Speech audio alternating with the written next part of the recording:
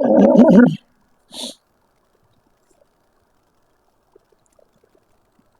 الله. أستغفر الله ربي من كل ذنب وأتوب إليه لا حول ولا قوة إلا بالله العلي العظيم.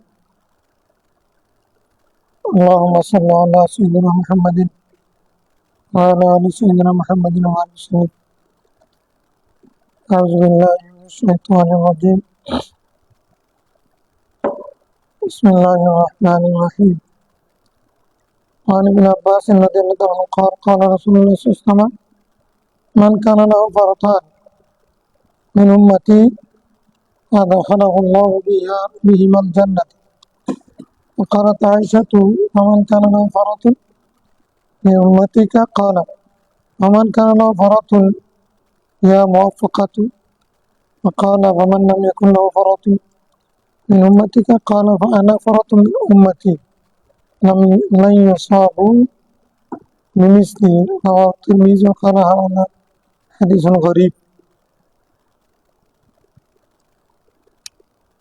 الحمد لله والصلاة والسلام على رسول الله صلى الله عليه وسلم.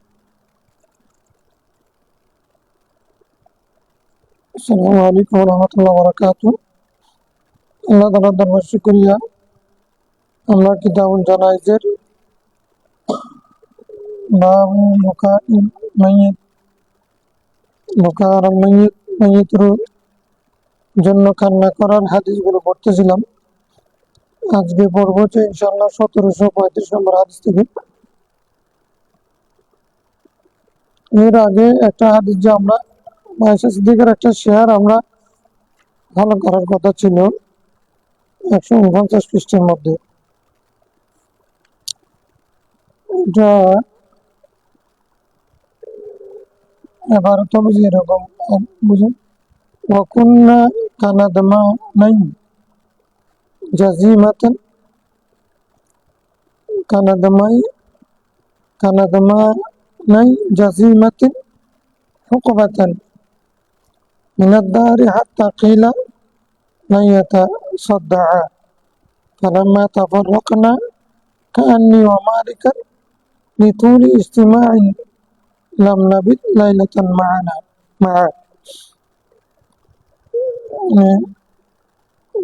মাইশাসদিকা ভাইয়ের উপরে মর্সিয়া পাঠ করেছেন। এটা সুগীতি আব্দুর রহমান বিন আবু বকর ওনার ভাই।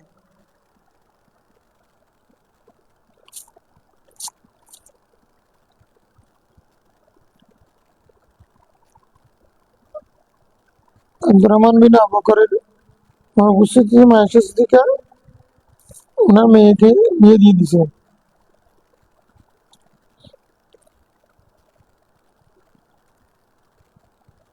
তো আব্দুর রহমান বিন আবু বকর মারা যাওয়ার পরে কবরে এসে কবিতা পড়তেছেন মাইশা সিদ্দিকা। কোথায়? ইনদা কবরি আব্দুর রহমান বিন আবু বকর।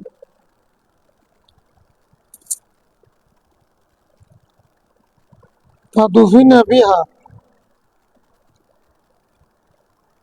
মক্কার পথে একটা জায়গা ছিল খুবসা, সে জায়গার মধ্যে আব্দুর রহমান আবু বকরকে দাফন করা হয়েছে। মায়ের দিকে সেখানে আসছেন কবরের পাশে।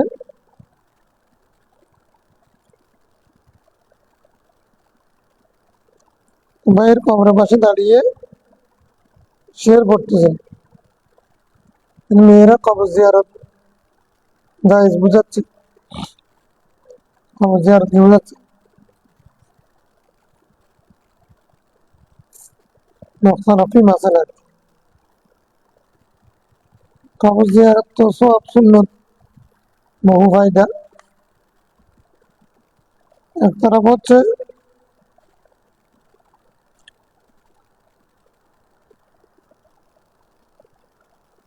মেয়েরা পুরুষের কবর জিয়ারত করতে পারবে কিনা, রাসূলুল্লাহ সাল্লাল্লাহু আলাইহি ওয়াসাল্লামের জিয়ারতের ব্যাপারে কি দ্বিমত করতেছে না? রাসূলুল্লাহ সাল্লাল্লাহু আলাইহি জিয়ারতের জন্য আজ অবধি সবাই একমত। সৌদি, নন সৌদি, ইংল্যান্ড সবাই রাসূলুল্লাহ সাল্লাল্লাহু আলাইহি জিয়ারতের জন্য মহিলাদেরকে জিয়ারতের জন্য সুযোগ দেওয়া হয়। কারণ অন্যদের জিয়ারত, উনি আল্লাহর জিয়ারত, ভাই বাবার জিয়ারত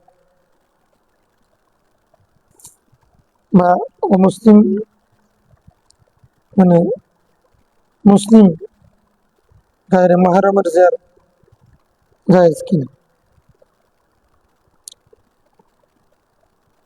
ইমাম তিরমিজি যখন সংকলন করেছেন তখনই এই মাসালাটা তিরমিজি শরীফের মধ্যে বর্ণনা করে দিয়েছে। وقال بعض العلماء يجوز وبعضهم لا يجوز। এই সমস্ত তারা জায়েজ বলেছেন এই সমস্ত হাদিস।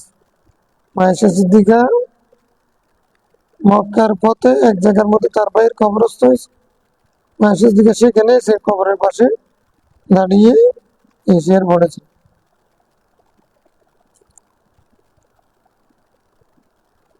আমরা দুজন ছিলাম সঙ্গী, সাথী, পাশাপাশি। তো এখন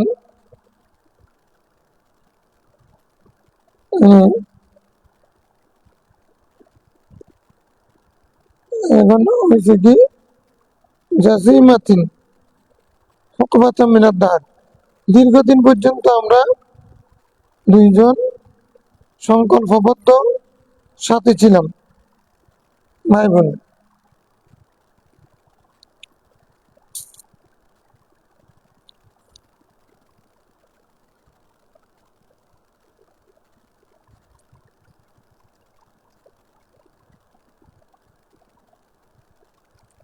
এখন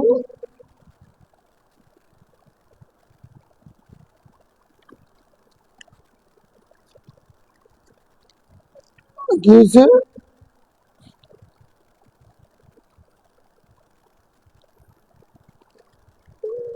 এখন হকবা মানে দীর্ঘ সময় আর কি। এক হকবা দুযুগের জন্য কথা বলে না, সময় কে হকবা বলে। একটা যুগ পর্যন্ত আমরা সাথে ছিলাম সংকল্পবদ্ধ হয়ে। হাত্তা কিলা, এটা বলা হতো না ইয়াতাসাদ্দা, এরা কোনো সময় বিচ্ছিন্ন হবার নয়, এরা সবাই একসাথে সবসময় একসাথে থাকবে। ফালাম্মা তাফাররাকনা, যখন আমরা বিচ্ছিন্ন হয়ে গেলাম, কাআন্নী ওয়া মালিকান, আমি এবং মালিক লিতুলি ইজতিমাইন, দীর্ঘ দিনের একত্রিত থাকার কারণে, লাম নাবিত লাইলাতাম মাআন, এই দীর্ঘদিনের একত্রিত থাকা এটা মনে হচ্ছে যেন এক রাতও না, আমরা এক রাতও সাথে কাটাইনি। মানে এটার মূল উদ্দেশ্য হচ্ছে আমরা দীর্ঘদিন একসাথে সংকল্পবদ্ধ হয়ে সময় কাটিয়েছি। বলা হতো যে এরা কোনোদিন বিচ্ছিন্ন হবে না। যখন বিচ্ছিন্ন হয়ে গেলাম তখন এখন আমি এবং মালিক এমন দীর্ঘদিনের একত্রিত হওয়ার কারণে লাম নাবিত লাইলাতান মান, আমরা যেন এক রাতও একসাথে কাটাইনি। এখন বিচ্ছিন্ন হওয়ার পরে এরকমই মনে হচ্ছে।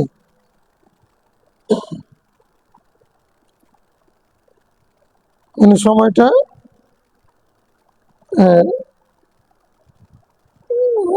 জীবনটা অনেক সংক্ষেপ, এতেকালের পরে মনে হচ্ছে সময়টা খুবই কম পাইছি, এটা বুঝেছেন। যাই হোক, এখান থেকে আমরা সেটা আমাদের মকসদ না। ইস্তেহাদ হলো, মহান ইস্তেহাদ হলো যে খবরের পাশে গিয়ে মরসিয়া পাঠ করা জায়েজ আছে কিনা। মরসিয়া পাঠ করা যদি জায়েজ থাকে তাহলে জিয়ারত করা, ফাতিহা পাঠ করা ও তরিকাওয়ালা জায়েজ।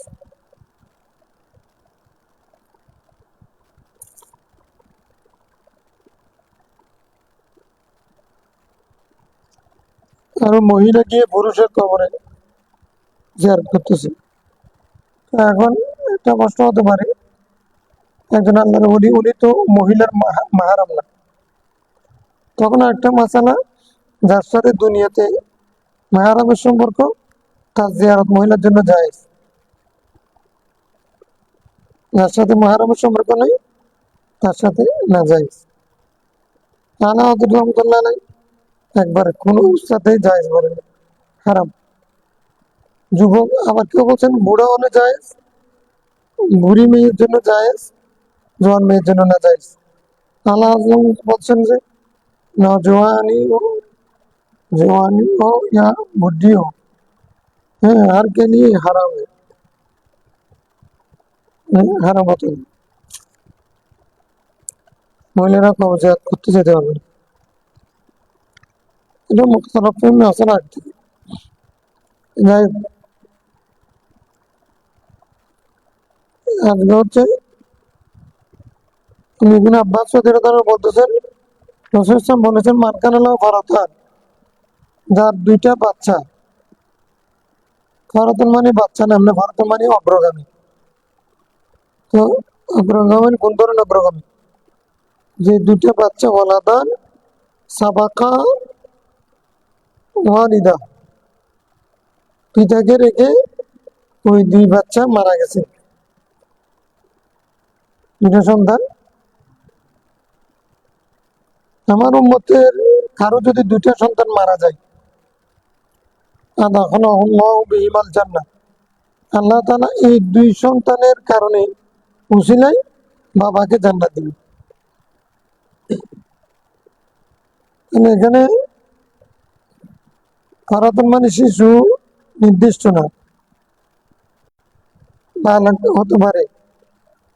তাহলে জান্নাত পাওয়ার মূল ভিত্তি কি ওদের মাসুমিয়ত নাকি বাবার মুসিবত? শিশু হলে মাসুমিয়ত মুসিবত দুটো হতে পারে, শিশু না হলে মুসিবত। তার মানে আমরাও যে বলছি পৃথিবীর মধ্যে সবচেয়ে কোন বোঝাটা ভারী, যে পিতার কাঁধে সন্তানের লাশ, সন্তান বাবাকে কাঁধে নেই, অত বেশি ভারী হয়। কিন্তু বাবা যখন সন্তানকে কাঁধে নেই, ওটা বেশি ভারী হয়ে যায়। এমনি শিশু মারা গেছে শিশু অবস্থায়, এটা কিন্তু বেশি ভারী হয়। এই জন্য বাংলাতে বলা হয় স্নেহ অধমুখী।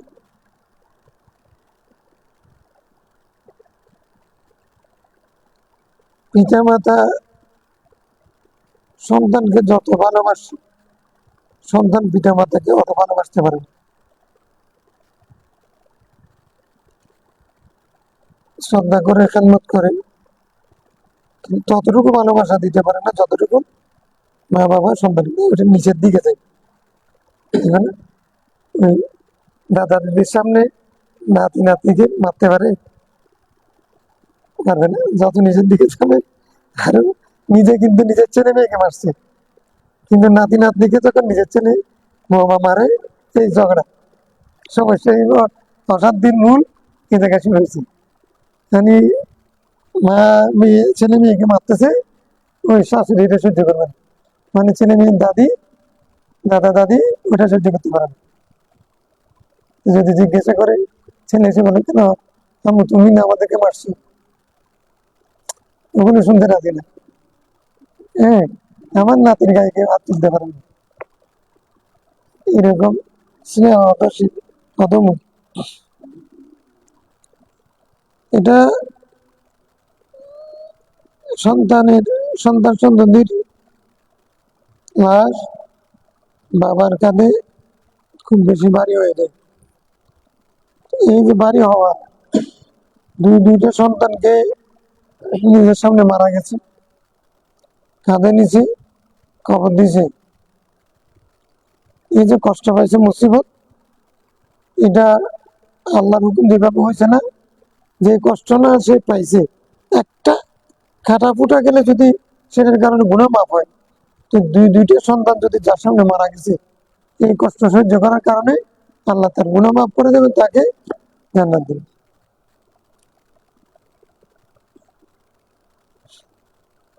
আয়েশা সিদ্দিকা মুজতাহিদা ছিলেন। وقالت عائشة فمن كان له فرط من أمتك, আপনার উম্মতের কারো একটা সন্তান যদি বাবার আগে মারা যায়, তখন তার কি অবস্থা হবে? দুইটা হলে তো জান্নাত পাবে, একটা হলে খালা ওমান কারালা ফারাতুন ইয়া মুওয়াফাকাতু, এই যোগ্যতা সম্পন্ন মেয়ে। আয়েশা সিদ্দিকাকে বলতেছেন, আয়েশা সিদ্দিকার একটা উপাধি, অথবা এটা হচ্ছে তোমার উৎসাহিত করণের জন্য। কেউ যদি কোনো ভালো কাজ করে যোগ্যতার প্রমাণ দেয়, আরবরা বলে মুওয়াফাক, তৌফিক ও নাজাহ, ইয়া মুওয়াফাকাতু বলে আয়েশা সিদ্দিকা যে প্রশ্ন করেছেন সেটা প্রতি উৎসাহিত করেছেন। দুইটা হলে তো ঠিক আছে, একটা হলে কি হবে? কষ্ট করতে পারে, এটা যোগ্যতার প্রমাণ। সব ছাত্র তো ক্লাসে কষ্ট করে না, যে বেশি বুঝতেছে সে বেশি কষ্ট করে, মানে শিক্ষকের কিছু বাদ পড়ে যাচ্ছে, তো সেই জায়গাটা কষ্টের কারণে হল হয়, এই কারণে এই যোগ্যতার পুরস্কার। ইয়া মুওয়াফাকাত আয়েশা, কোনো কোনো ইয়া ইসু, ইয়া হুমায়রা, শোনো, একজনও যদি সন্তান একটাও কাঁধে নিলে বাবা, তাকে আল্লাহ জান্নাত দেন।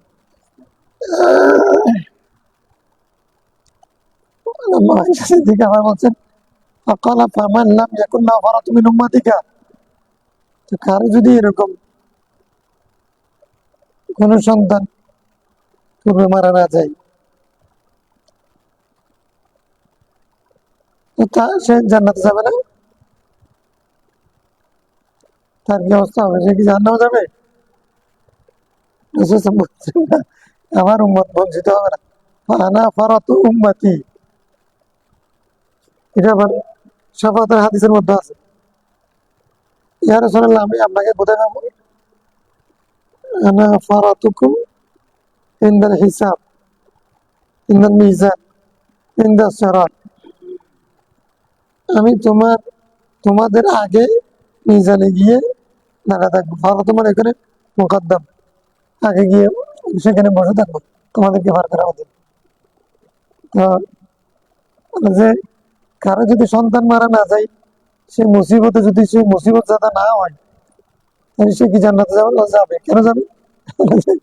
কারণ হচ্ছে এটা, আনা ফরত উম্মতি, আমার উম্মতের ফরত হলাম আমি।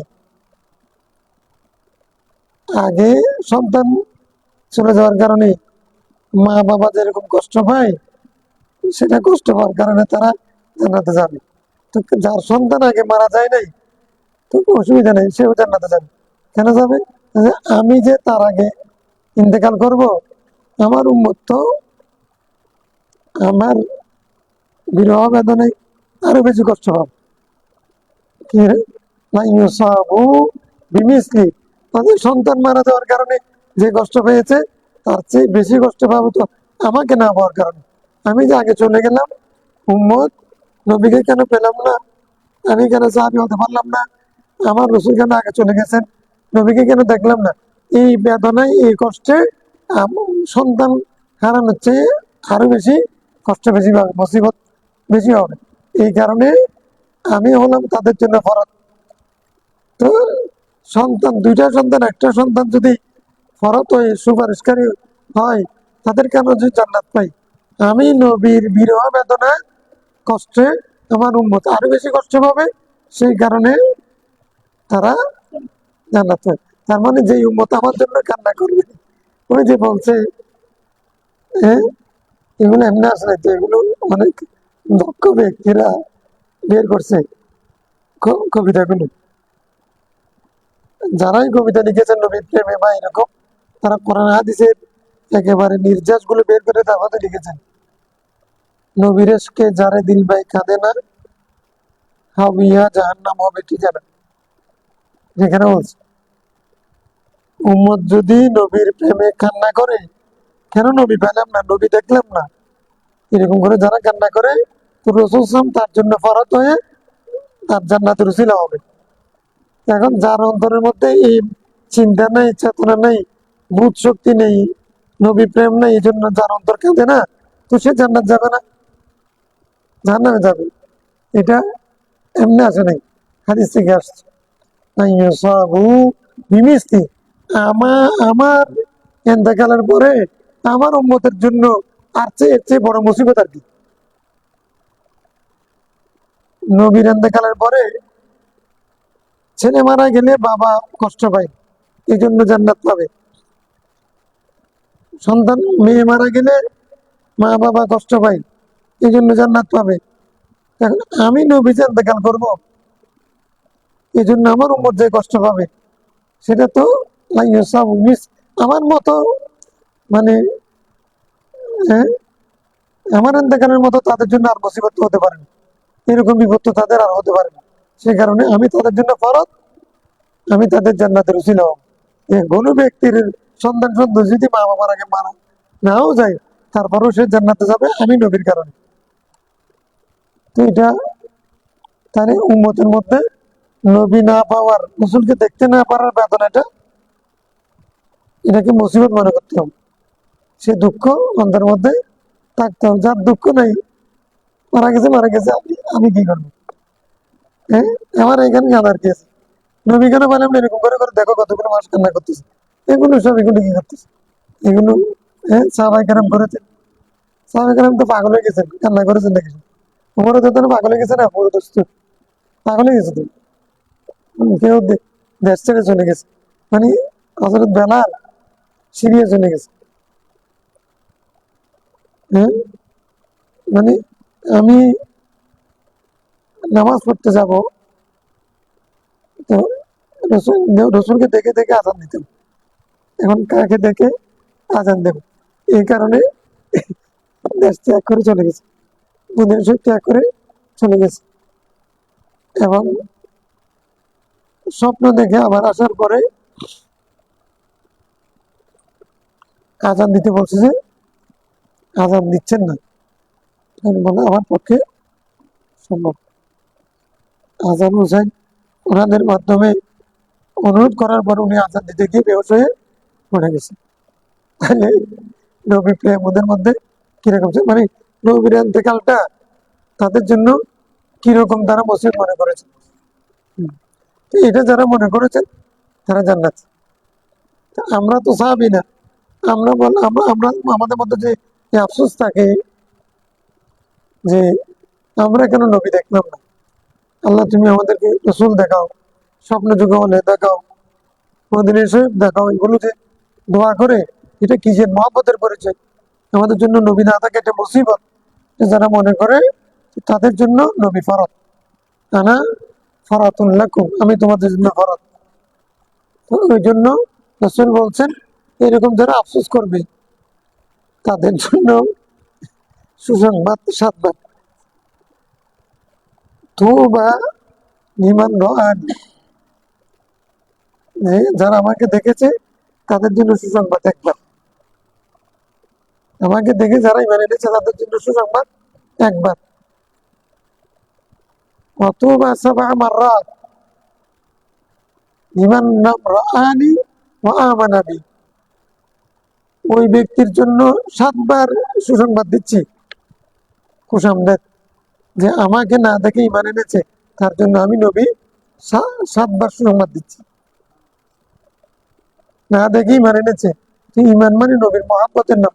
তো রাসূল মহাব্বতে যে কান্না করছে, কেন নবী দেখলাম না, সে রাসূল কেন আমাদের আগে চলে গেলেন, এই চিন্তা যার, সেই ব্যক্তি জান্নাত। এটা রাসূল বলছেন, না ইউসাবু বিমিসলি, আমার মতো মুসিবত তো তাদের জন্য আমার ইন্তেকালে। যদি ভাই ইমাম তিরমিজি বলছে হাদা হাদিসুন গরীব, হাদিস গরীব, গরীব হলেও ফজিলতের জন্য এটা মকবুল, এটা জয়ীফ নয়, গরীব। একজন রাবী রওয়ায়াত করেছে। عن أبي موسى الأشعري رضي الله عنه قال قال رسول الله إذا مات ولد ولد مات ولد العبد মাতা ওয়ালাদুল আব্দি, কোন বান্দার সন্তান যদি মারা যায়, ওয়ালাদুল সন্তান সন্ততি দুটো হতে পারে।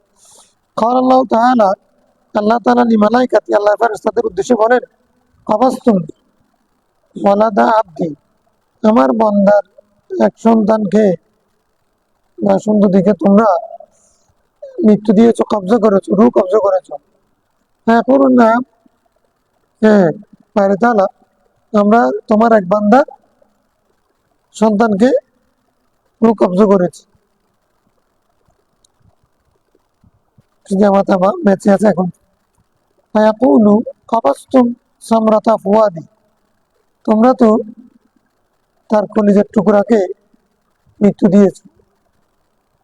তার কলবের সামরা, ফুয়াদ মানে কলব, তার কলবের সামরা মানে মাঝখানের অংশ যেটা, তার কলবের মধ্যখান যেটা, সেটাকে তো তোমরা মেরে ফেললে,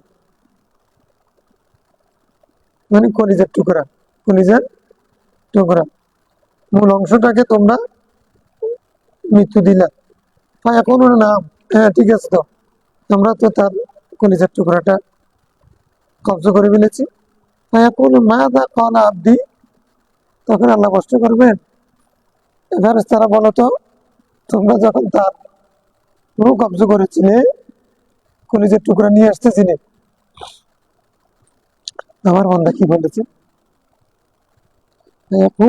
হামিদাক আল্লাহ, হামিদাক বলছে আলহামদুলিল্লাহ।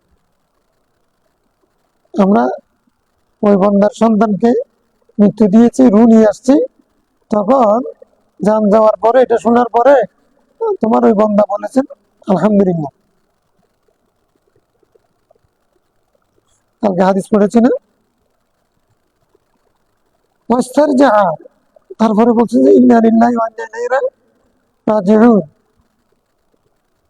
আলহামদুলিল্লাহ, ইন্না লিল্লাহি ওয়া ইন্না ইলাইহি রাজিউন।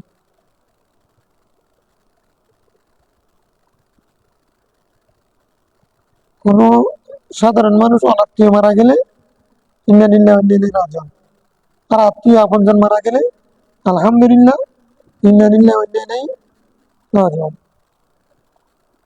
সাধারণ মুসলমানের জন্য ইন্না লিল্লাহ, আর উচ্চ মাকামের বান্দা যারা, তাদের জন্য আলহামদুলিল্লাহর সাথে ইন্না লিল্লাহ, ইন্না লিল্লাহর আগে কি বলবে, কারণ যারা আল্লাহর মুকাররব বান্দা, তাদের একটা স্লোগান হচ্ছে আলহামদুলিল্লাহ ফি কুল্লি হাল, খেয়েছি না খেয়েছি, পেয়েছি পাই নাই, সর্ব অবস্থায়, হারাইছি পাইছি, সর্ব অবস্থায় আলহামদুলিল্লাহ, আলহামদুলিল্লাহ বলে ইন্না লিল্লাহ বলেছে। এইরকম যখন ফেরেশতারা বললেন, আল্লাহ তখন বলবেন ইবনাও, তোমরা নির্মাণ করো লিআবদি বাইতান ফিল জান্নাহ ওয়াসাম্মুহু বাইতাল হামদ, ফেরেশতারা জান্নাতে একটা স্পেশাল